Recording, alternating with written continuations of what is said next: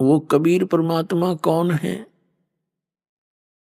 जिनके गुण वेद भी गाते हैं, जिनकी महिमा कुरान शरीफ भी बतलाती है, जिनकी महिमा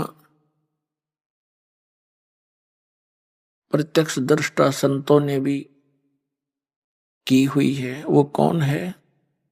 अनंत कोटि ब्रह्मांड का एक रति नहीं भारे, सतगुरु पुरुष कबीर हैं कुल के सिरजनहारे। हम सुल्तानी नानक तारे दादू को उपदेश दिया, जात जुलाहा भेद न पाया वो काशी माहे कबीर हुआ।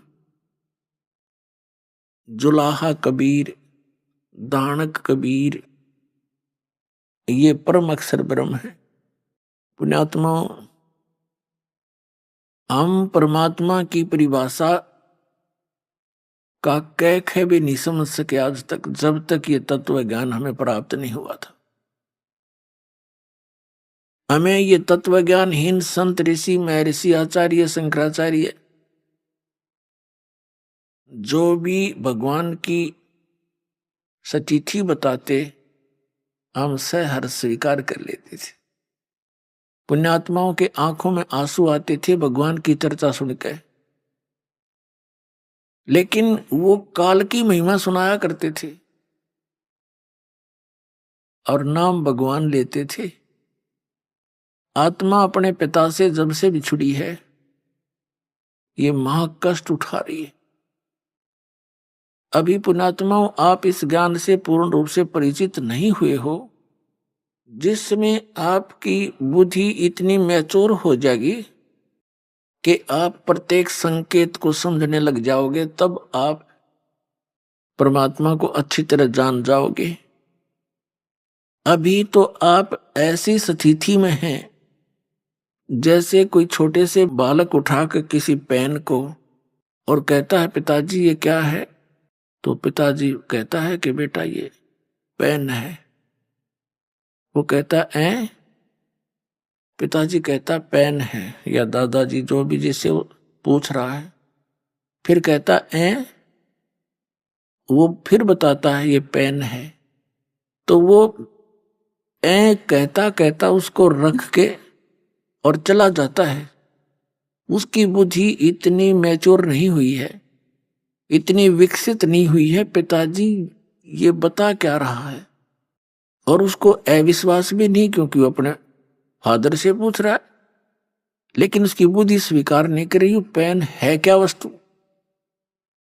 और जब वो थोड़ा सा बड़ा हो जाता है, फिर उसको कहते हैं बेटा या बेटी, वो पेन ला उठा करके दौड़ा जाता है और पेन उठा के ला देता है, फिर नहीं पूछता ये क्या है। तो पुण्यात्माओं, अभी आपकी या नहीं मिट्टी है। इस को मिटाने के लिए इतना ज्ञान दिया जा रहा है, सैकड़ों प्रमाण रखे जा रहे हैं आपके सामने। एक दिन आपकी या मिट जाएगी, क्योंकि ज्ञान से ही मिटेगी। वो क्या है? जैसे हम कहते हैं परमात्मा कबीर साहब है, आप सभी स्वीकार करते हो क्योंकि प्रमाण गणे दे दिए। फिर हम बताते हैं कि ये लोक यहां रहने का नहीं है, और ये परिवार जिसको आप मानते हो आपका नहीं है। ये परमात्मा के बच्चे आपके संस्कारवश जुड़े हुए हैं। और जो संपत्ति, जो घर मकान कोठी बंगले तुम बनाए बैठे हो, ये आपके नहीं है। लेकिन आप अस्वीकार भी नहीं करते। दास बोल रहा है क्योंकि आप मेरे शब्द के बच्चे हो, जिसे नादे कहते हैं। और आपको ये अविश्वास भी नहीं है कि गुरुजी गलत कह रहे हैं, लेकिन यह बात आपकी स्थिति में है अभी तक। तो एक समय ऐसा आएगा, आपको ये अपने नहीं भगवान के संपत्ति दिखाई देगी, भगवान के ही ये सब जीव दिखाई देंगे। फिर आपकी भक्ति भी दृढ़ बनेगी और आप निश्चिंत भी होगे, क्योंकि मालिक ने प्रत्येक की चिंता है। नौकर का जितना काम होता है नौकर उतना ही कर सकता है। उन बच्चों को जो उस मालिक ने देना है वो नौकर को दे देता है कि आप इनको ऐसे ऐसे सुविधाएं प्राप्त कराओ, तो वो नौकर का उतना ही काम है वो करवा दे। तो अभी हम मुखिया बनकर काम करा करते, फिर हम एक दास बनकर परमात्मा का जैसा भी जिसका रोल है, एक फिल्म है ये, तो इसमें जिसका जैसा रोल है उसको एक सुचारू ढंग से करें, भगवान से डर के करें, किसी की आत्मा नहीं दुखावे, क्योंकि सब उस मालिक के बच्चे हैं। और इस मन पापी ने डांटे, जरा सा क्रोध हो के मन मान यू घर में कड़े मचवा दे 1 मिनट में, उसको ज्ञान से और परमात्मा के भय से उसको कंट्रोल करें। तो अब दास तो आपको बता रहा है कि आप यहां बहुत कष्ट उठा रहे हो और आप इस बात को सुन अवश्य लेते हो, लेकिन ये समझ में नहीं आता कि कष्ट कैसे उठा रहे हैं। कोई समझता है कि मैं बीमार हूं इसलिए कष्ट है मुझे, नहीं। यहां जो मूल कष्ट है जन्म और मरण का, ये भारी रोग है। उसके बाद 84 लाख योनियों में पशु पक्षियों के शरीरों में पुण्यात्माओं कैर टूट रहा प्राणी पे। अब आप मनुष्य हो और मानव शरीर में ही आप ज्ञान ग्रहण कर सकते हो, और मानव शरीर में परमात्मा ने इतनी सुविधा भी दी है आपको कि आप अपने मकान झोंपड़ी डाल सको, गर्मी सर्दी से बचने के लिए पतले मोटे कपड़े की व्यवस्था कर सको। आप उसको छोड़कर आप भक्ति मार्ग से दूर होकर केवल यहाँ की संपत्ति जोड़न में और यहाँ कोठी बंगले बना के एक फोकट में मां बनाने की औड़ सी लगा लिया आपने, जो आपकी भारी भूल है। इस भूल को हटाने के लिए परमात्मा आए, पूर्ण ब्रह्म, अनंत कोट ब्रह्मांड के पालक, और एक झोंपड़ी में जुल्हा बन के हाथ से काम करके कपड़ा बुनकर एक लीला करके दिखाई कि यदि तुमने भक्ति में सफल होना है, अपनी इन मनोकामनाओं को, इच्छाओं को सीमित करना पड़ेगा। समाज को देखकर आप भक्ति मार्ग पर नहीं चल सकते।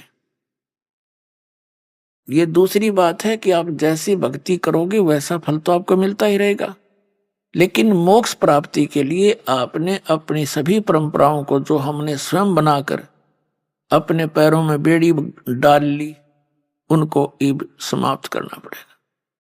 पैसों की आवश्यकता किस लिए पड़ती है? बड़ी कोठी बनाकर महिमा हो जावे गांव में, नगर में, कि बड़ी कोठी है उनकी, बड़ा पैसे वाला व्यक्ति है, बड़ी कार हो, चलिए तेरे संस्कार में होगी, ये तो हो ही जाएगी, और फिर हो जाती है मृत्यु।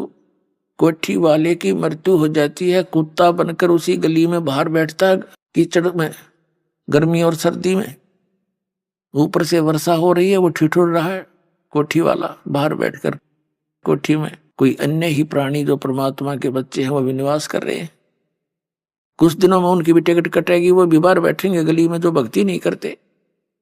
तो ये जो दुर्गति और भविष्य में होने वाले कष्ट आपका हरदम चित्त में रहने लग जाएंगे, फिर आप भक्ति कर सकते हो। ये जो दास आपको बता रहा है, क्योंकि सत्संग जो है एक ऐसा सामूहिक शिक्षा स्थल है जिसमें पहली कक्षा के बच्चों के लिए भी कुछ ज्ञान बताया जाता है, दूसरी के भी, तीसरी के भी है, मैट्रिक वालों को, 10वीं कक्षा वालों को, बीए वालों को, एमए वालों को, यानी अंतिम पढ़ाई वालों को भी हिंट दिए जाते हैं। तो इस सामूहिक सत्संग के अंदर सबको ज्ञान दिया जाता है और आपको बताया जा रहा है कि आप यहाँ के वासी नहीं हो, आप सतलोक में रहा करते थे और वहां आपकी मृत्यु नहीं होती थी, वृद्धावस्था नहीं थी, कोई रोग शरीर में नहीं था। आज कोई वृद्धावस्था नहीं चाहता और सबकी होगी, पहले मर गया वो दूसरी बात है, और फिर बुढ़ापा भी, वृद्धावस्था भी होगी और मृत्यु भी डेफिनेट, और हम फिर भी आंख नीचे बैठे यहाँ पर। तो अभी तक तो हमें इसका विकल्प नहीं था, अब परमात्मा ने विकल्प बता दिया कि जब तक इस शरीर में रहो वो आपका मकान जो भी सीमित सा बनाकर रखो, ज्यादा बड़े की आवश्यकता नहीं। जैसा भी आपके संस्कार में कोई बड़ा भी बन गया है तो कोई प्रॉब्लम नहीं है। यानी लोग दिखावा होड़ नहीं करे, एक दूसरे ने देख कर रीस नहीं करे इन बकवादों की। कोई विवाह करता है लड़की का, उसमें लोग दिखावा पता नहीं कितना ड्रामा करता है, बैंड बाजे बजवाता, ये बकवाद है सारी। तो पहले तो हम इनको सीमित करेंगे, फिर भक्ति बनेगी। पुण्यात्माओं, जो दास ज्ञान दे रहा है ये किसी डूम बाट के गीत नहीं, किसी स्वार्थी व्यक्ति के द्वारा कोई नावल की कथा नहीं सुना रखी। खुद भगवान ने आकर के ये आपकी जो समस्याएं हैं ये खुद बताई हैं आकर के, और साथ में इसका समाधान बताया।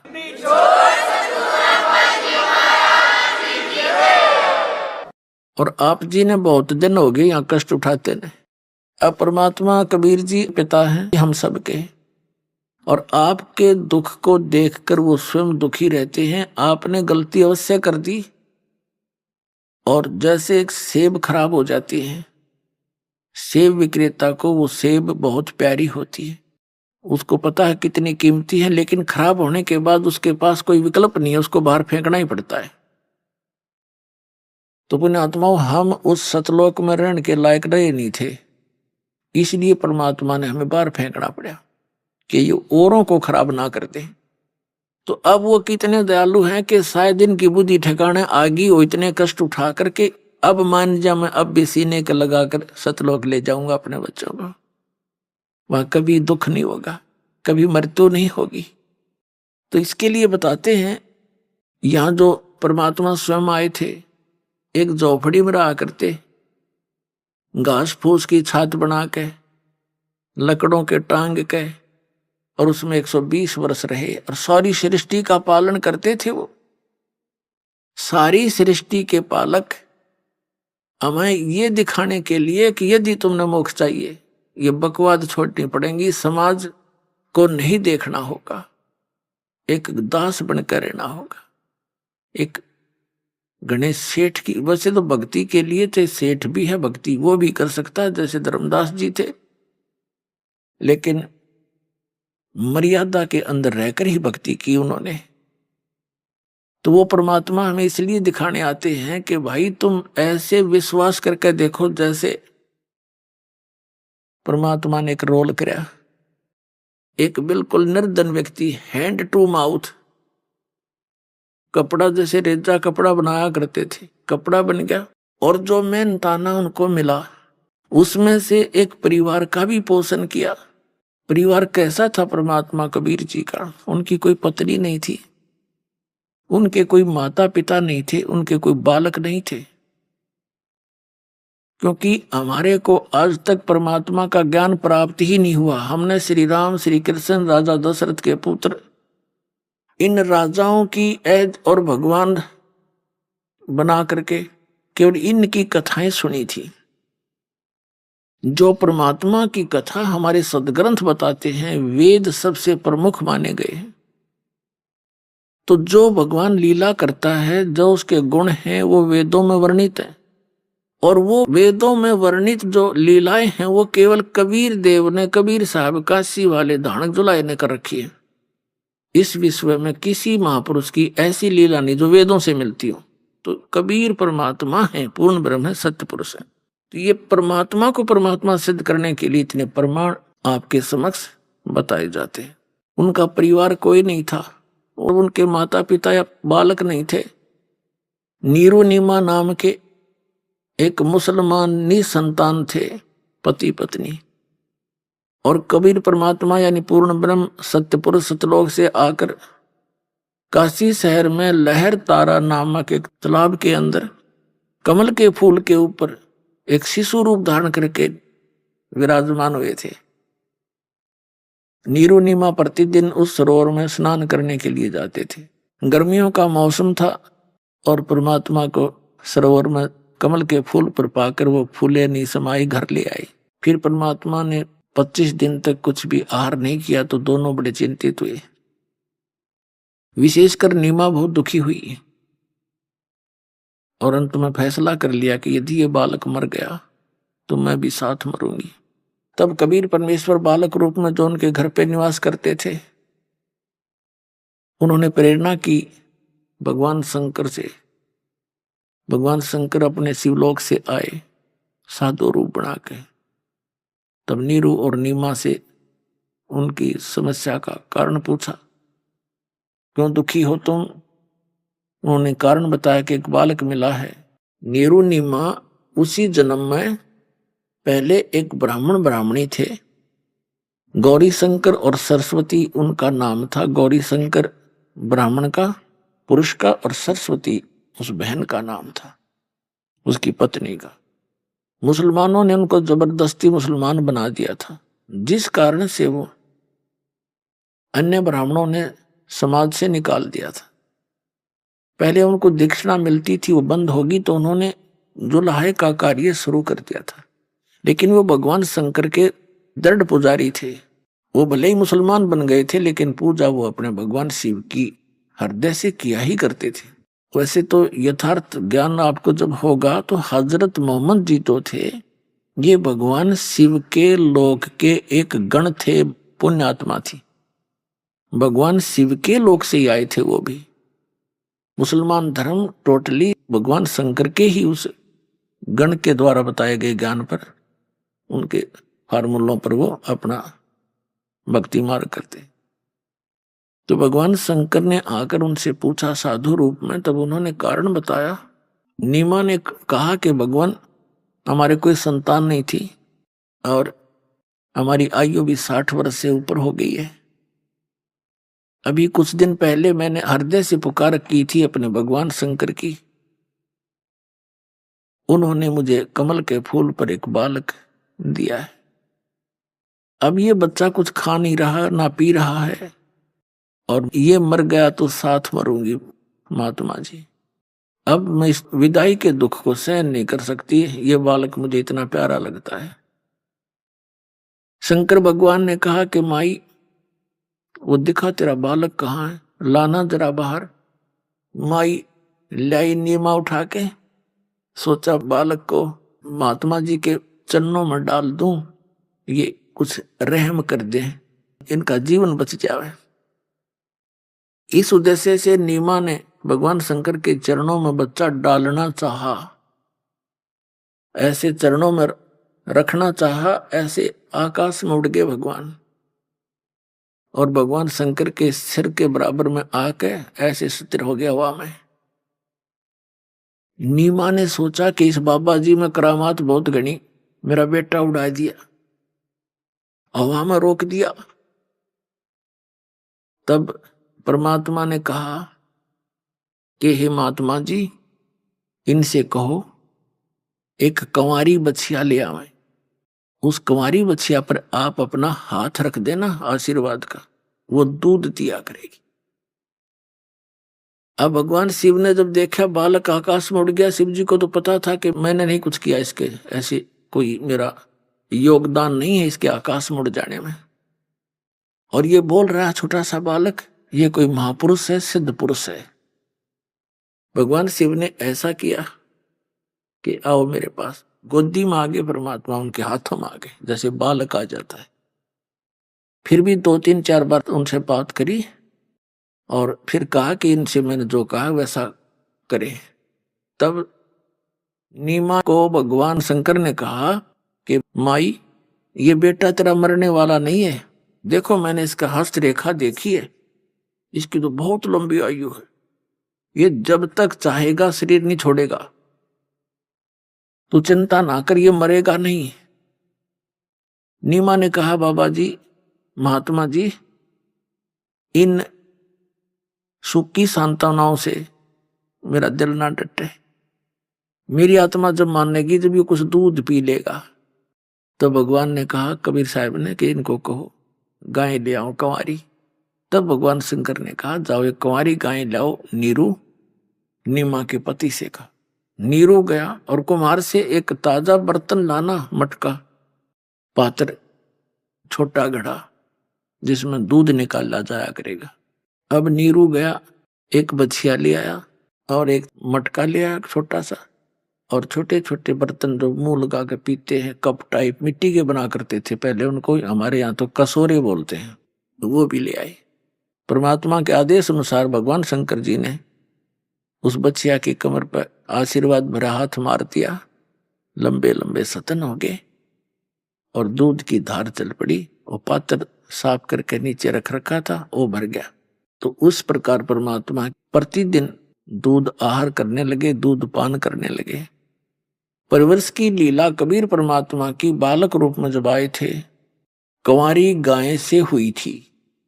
ये परमात्मा कबीर जी की जीवनी में लिखा है। और उस परमेश्वर कबीर जी ने जो परमात्मा परम अक्षर ब्रह्म सत्य पुरुष अमर पुरुष जो लीला किया करता है, वो लीला कर रखी थी। उसी के अनुसार वो आदरणीय गरीबदास साहिब जी को मिले थे, जैसे कि आपको सत्संग में सुनाया था सुबह। उनको सचखंड लेकर गए थे, फिर उनके अंदर पूरा ज्ञान भर दिया था भूत और भविष्य का। पहले क्या हुआ था, मैंने क्या क्या लीलाएं की थी, मैं कहां कहां रहा था। जैसे श्री तुलसीदास जी ने लाखों वर्ष पहले की रामायण लिपिबद्ध कर दी चौपाइयों के माध्यम से, दोहों के माध्यम से, और वो सर्वमान्य है हिंदू समाज में। इसी प्रकार आदरणीय गरीबदास साहिब जी ने उस परम अक्षर ब्रह्म की लीला, कबीर परमेश्वर की लीला, उनके द्वारा प्राप्त दिव्य दृष्टि और दिव्य ज्ञान के आधार से अपनी अमृत वाणी में लिख रखी है, जो एज इट इज सर्वमान्य है। जो परमात्मा ने लीला की थी उनसे भी मिलती है, जो कबीर सागर में लिखी हुई है। और जैसे दिव्य दृष्टि जो होती है, इसकी समता होती है, क्षमता। जैसे दूरबीन होती है, दूरबीन, उनकी क्षमता होती है, एक तो 1 किलोमीटर तक का दिखा दे, एक मनमाने आसमान में सैकड़ों किलोमीटर तक या दूर तक का दिखा सकती है, देख सकती है। इसी प्रकार दिव्य दृष्टि और दिव्य ज्ञान की भी अपनी क्षमता होती है। तो आदरणीय गरीबदास साहिब जी के पास जो दिव्य ज्ञान और दिव्य दृष्टि थी, वो श्री तुलसीदास जी के दिव्य ज्ञान और दिव्य दृष्टि से कहीं अधिक महत्वपूर्ण और ज्यादा शक्तिशाली थी, अधिक श्रेष्ठ थी। तो आदरणीय गरीबदास साहिब जी ने भी अपनी वाणी में प्रमाण दिया है। तो पुण्यात्माओं, सबसे पहले तो आपको परिचित कराते हैं कि क्या ये लीला कबीर साहब ने की। कंवारी गायों का दूध पिया बचपन में, वो कहां प्रमाण है, आपके रूबरू करते हैं पवित्र कबीर सागर के अंदर। अपने आत्माओं, जब तक आप जी को ये विश्वास दृढ़ नहीं होगा कि हम जिस परमेश्वर की शरण में हैं वो कौन है और कितना लाभ दे सकता है, तो तब तक आप दृढ़ नहीं हो सकते। आपको दृढ़ करने के लिए ये ढेर सारे प्रमाण दिखाए जाएंगे, और इस ज्ञान को समझने के बाद आपकी स्थिति ऐसी हो जाएगी। कबीर साहब ने बताया है कि ऐसे बोला करोगे तुम, आपकी आत्मा कहा करेगी, बंदी छोड़ दयाल जी तुम तक हमारी दौड़े, जैसे काग जहाज कहा अब सूजत और न ठोरे। जैसे समुद्री जहाज के ऊपर कौवा बैठकर चला जाता था, और शाम को वो खाना खाने के समय वो खा रहे होते हैं, वो बैठ जाता ऊपर चला जाता है।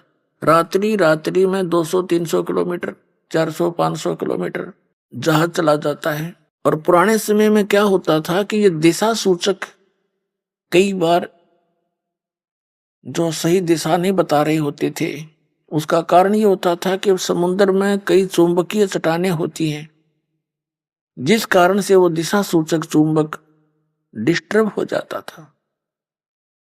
तो जहाज के जो चालक होते थे, वो सुबह अपने दिशा सूचक यंत्र को चेक करने के लिए जो कौवा जहाज पर बैठा होता है उसको विवश कर देते थे, डले मार मार कर उड़ने के लिए। और कौवे के अंदर एक विशेषता दी है परमात्मा ने कि वो उस दिशा को कभी नहीं भूलता जिस दिशा से वो चला था, पूर्व से चला था या पश्चिम से चला था या दक्षिण से चला था।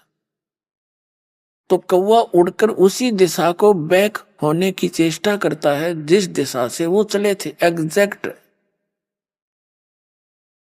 तो उधर से कौवे की दो दिशा देख करके वो चालक अपने यंत्र को चेक कर लेते थे और अपनी दिशा से भी वो कन्फर्म हो जाते थे कि हम सही जा रहे हैं, नहीं तो ठीक कर लेते थे। अब कौवा 150-200 फुट तक दौड़ता है, उड़ जाता है वापस आने के लिए कि वहां से पत्थर उत्थर मार दिए उसके। अब जहां देखता वहां जल ही जल है और जल में जहां बैठे वहीं डूब मरे। चारों तरफ देखकर वो वापस कहीं स्थान उसको बैठने का यानी सपोर्ट नहीं मिलता, सब डूबने का स्थान, मृत्यु का स्थान दिखाई देता है।